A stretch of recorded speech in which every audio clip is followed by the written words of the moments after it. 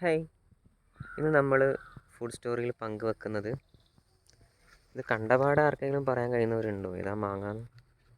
September അവസാന വാരത്തിൽ പൂത്ത് നിൽക്കുന്ന ഈ മാങ്ങ കാലാപ്പാടി തന്നെയാണ്. കാലാപ്പാടി പൊതുവെ അറിയപ്പെടുന്നത് വർഷത്തിൽ 3 തവണ പൂക്കാറുണ്ട്.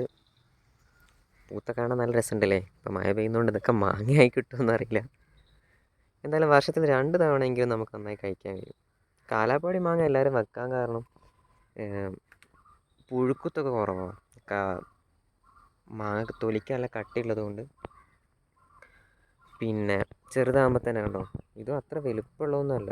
കണ്ടില്ലേ, വാങ്ങിക്കൊണ്ടുവന്നപ്പോൾ തന്നെ ഇതിന് ഇതുണ്ടായിരുന്നു. എപ്പോഴും ഇങ്ങനെ വന്ന് ഇടയ്ക്കിടയ്ക്ക് ഇത് പൂത്ത് എപ്പോഴും പൂക്കുന്നൊരു, എപ്പോഴും ഇതിനൊരു വസന്തകാലമാണ്. ഒന്നെങ്കിൽ മാങ്ങയായിട്ടോ അല്ലെങ്കിൽ പൂത്തിട്ടോ ഒക്കെ എപ്പോഴും വന്ന് കാണാൻ പറ്റിയൊരു മാവാണ്.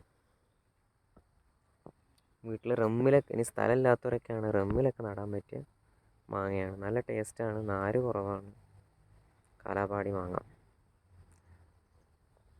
ഓക്കെ, നമ്മുടെ തോട്ടത്തിൻ്റെ ഒരു താഴ്ഭാഗത്താണ് ഇതിനെ പ്ലേസ് ചെയ്തിരിക്കുന്നത്. ഓക്കെ.